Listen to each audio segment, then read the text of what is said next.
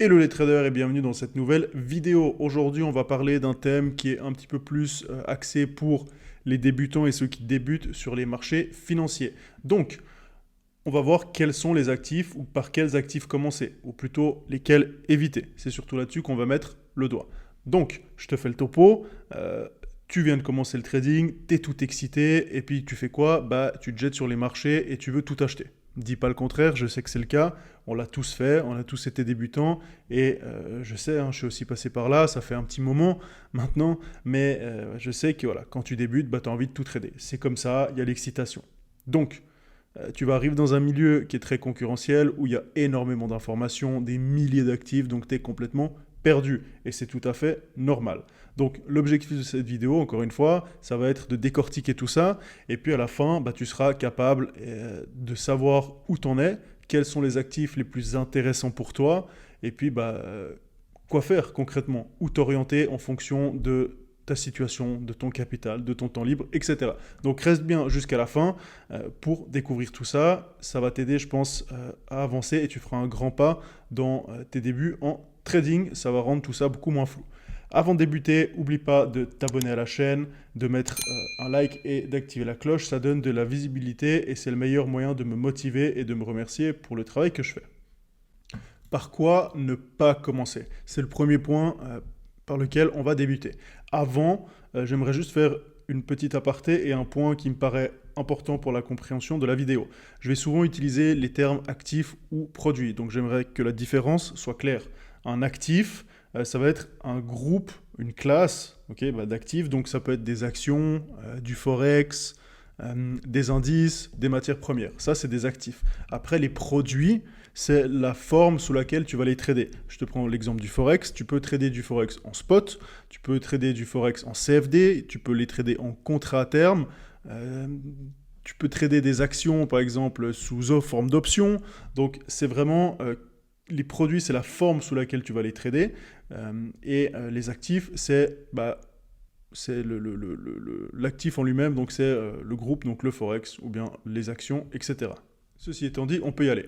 Donc encore une petite chose, je tiens à dire que c'est uniquement mon avis de trader, basé sur mon expérience et la vue de ce que j'ai autour de moi, que ce soit de mes étudiants, ou bien de ce que je peux voir tous les jours sur les réseaux ou sur les marchés financiers, tout ce que j'entends. Donc, par quoi ne pas commencer? C'est la première question à se poser. On dit souvent, je commence par quoi? Moi, je dirais plutôt, qu'est-ce qu'il ne faut pas faire? L'objectif, quand tu commences ton trading, c'est de faire les choses bien. Ne pas te lancer dans le bain tout de suite, ne pas faire de bêtises, et le but, c'est d'éviter les conneries. Donc, je vais te le dire tout de suite. Les options, qui est donc un produit, les options, tu oublies. Tu oublies totalement. En tout cas, en tant que débutant, ça ne doit même pas venir en ligne de compte. Peu importe tous les gourous que tu verras sur les réseaux sociaux, les vendeurs de rêves, hein, comme je les appelle ou comme ils sont communément appelés, qui vont te faire croire à des gains mirobolants, que tu vas devenir millionnaire en quelques jours. Souvent, ils vont essayer de te vendre des options. Donc, si tu commences par les options, je te dis une chose, garde bien ça en tête, regarde ton argent, regarde-le bien avant de te lancer dans des options, parce qu'il va juste disparaître. Tu vas le cramer, et tu peux juste déjà lui dire au revoir maintenant. Donc, on oublie les options, c'est le point numéro 1. La raison, elle est simple, c'est que les options sont très complexes, selon moi, en tout cas plus complexes que des actifs classiques. Il y a plein de variantes à maîtriser, il y a des effets de levier, il y a beaucoup de choses. Donc, il faut... Premièrement, parfaitement maîtriser son money management. Je pense qu'il faut avoir un capital plus important pour trader des options. Et voilà, il y a plein de petits détails qui font que les options, au niveau de la gestion de ceci, c'est plus compliqué et plus complexe que les actifs, on va dire, ou les produits qui sont, on appellera plus traditionnels. Maintenant qu'on a vu ce qu'il fallait pas faire, ce qu'il fallait éviter, on va regarder comment trouver le bon actif. Donc comme je l'ai dit en début de vidéo, il y a des milliers d'actifs. Certains ont des avantages, d'autres des inconvénients, d'autres seront meilleurs ou plus adaptés à un certain profil de trader. Donc on va voir comment un petit peu s'y retrouver et choisir. Ça va selon moi se déterminer via 4 critères. Le premier, c'est ton capital. Le deuxième, c'est ton temps à disposition, tes centres d'intérêt et ton aversion au risque. Donc le premier, le capital. T'imagines bien que tu ne vas pas trader de la même chose et pas trader les mêmes actifs si tu as 1000, 10 000, 100 000 ou 1 million de capital. L'impact ne va pas être le même, la façon de trader ne va pas être la même, les prises de position, les tailles de position, les décisions ne vont absolument pas être les mêmes. Donc, je te donne un exemple. Mettons que tu veux y trader les indices, Dow Jones, Nasdaq, DAX, CAC, peu importe. Tu as plusieurs façons de les trader. Tu peux les trader en contrat à terme, qui est entre guillemets le vrai marché. Tu peux les trader en CFD, où il y a encore des options, mais bref, on va rester dans le simple. Si tu veux le trader ou le traiter en contrat à terme, tu as besoin d'un certain capital. Avec 500 €, tu ne vas pas pouvoir prendre un contrat sur le Nasdaq, en contrat futur. Il te faut une certaine marge. Par contre, tu pourras le prendre en CFD, où là, tu pourras choisir ta taille de position. Sur les contrats futurs, la taille de position, elle est imposée entre 2 et 20 $. Par exemple, le Nasdaq, le micro c'est 2, le gros c'est 20. Donc, la première chose, c'est le capital. Après, tout dépend aussi si tu traites avec ou sans levier, mais de nouveau, prenons l'exemple des actions. Si tu as 1 000 € de capital, tu pourras acheter beaucoup moins d'actions si tu n'as pas de levier que si tu en as. Avec 1 000 €, tu n'achèteras pas forcément beaucoup d'actions Apple. Par contre, si tu as un levier de 2, 3, tu pourras en acheter un petit peu plus. Donc tout va dépendre de ton capital. Le deuxième point, ça va être ton temps à disposition.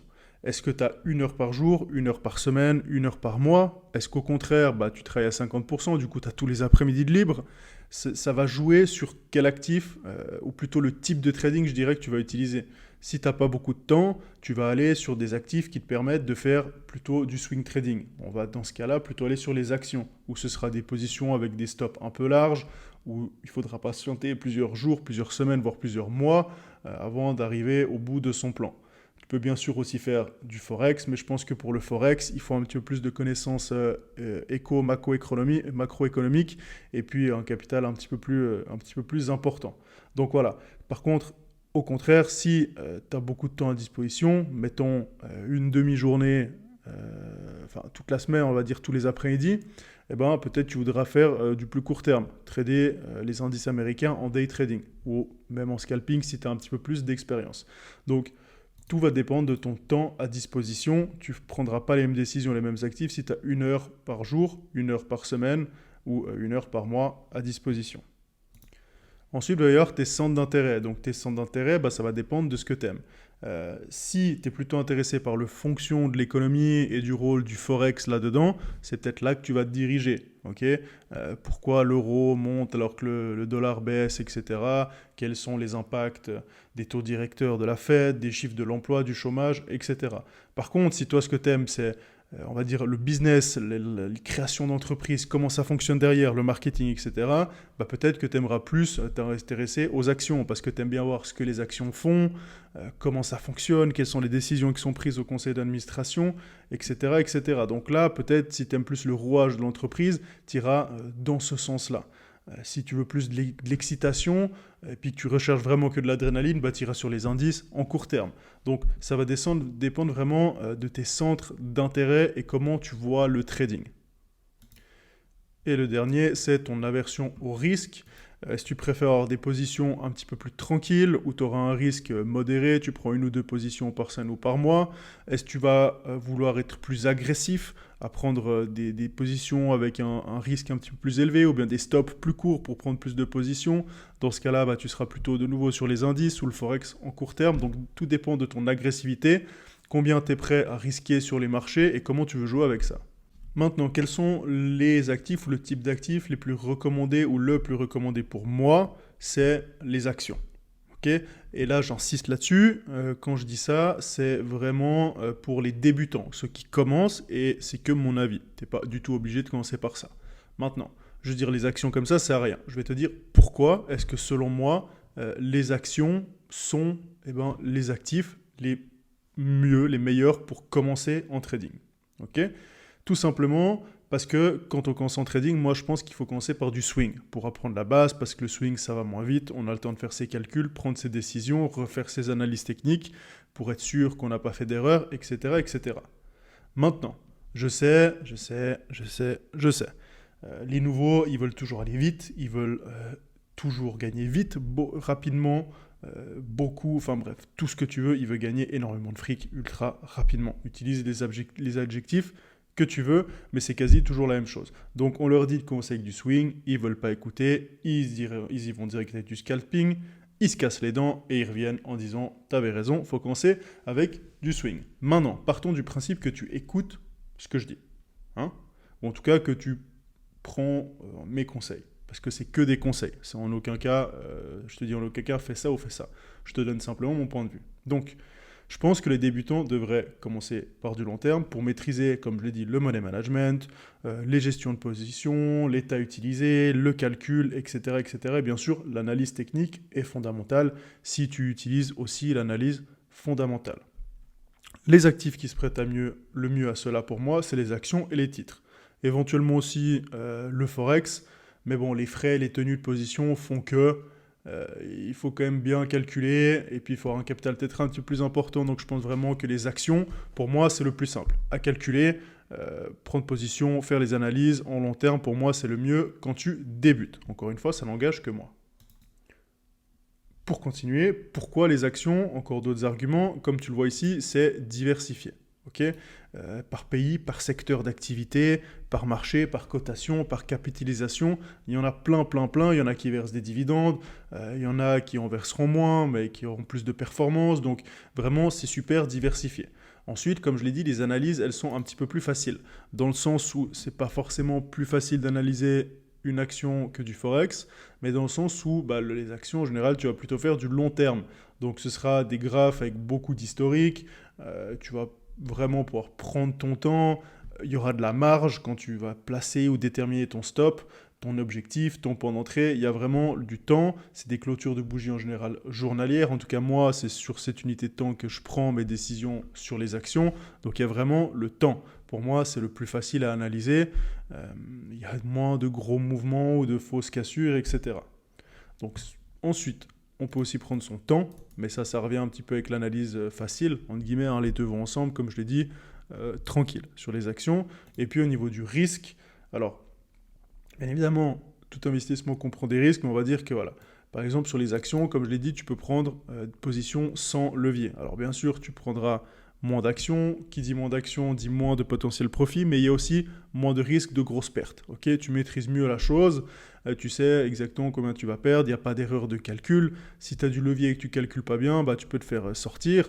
Donc voilà, en disant que ça limite le risque, même si ça limite aussi les gains. Donc, et puis bien sûr aussi ça te permet de gagner des dividendes, ça va dans le fait que ce soit diversifié, mais ça je l'ai déjà dit. Si vraiment il fallait donner, on va dire, une deuxième voie, parce que tu ne veux pas du tout faire des actions, je dirais dirige-toi vers le forex, à condition de rester sur les paires majeures, tout ce qui est euro, dollar, dollar canadien, franc suisse, yen japonais, livre sterling, éventuellement dollar australien et néo-zélandais. Évite toutes les paires qu'on appellera exotiques, tout ce qui est valeur, par exemple, krone suédoise, la lire turque, le ZAR sud-africain, tous ces trucs. Pas que ce soit mauvais ou quoi, hein, mais c'est simplement que en tant que paire qu'on appellera plus exotique, il y a des frais de prise de position et de tenue de position qui sont quand même relativement élevés. Donc ça peut vite plomber ta plus-value ou aggraver tes pertes si tu restes plus ou moins longtemps en position. Voilà, c'est la fin de cette vidéo. J'espère que ça t'a plu et que tu as appris quelque chose. De mon côté, je te remercie de l'avoir regardé. Comme je l'ai dit en début de vidéo, n'hésite pas à t'abonner à la chaîne, à mettre un like, un pouce bleu. Dis-moi en commentaire ce que tu as pensé de la vidéo.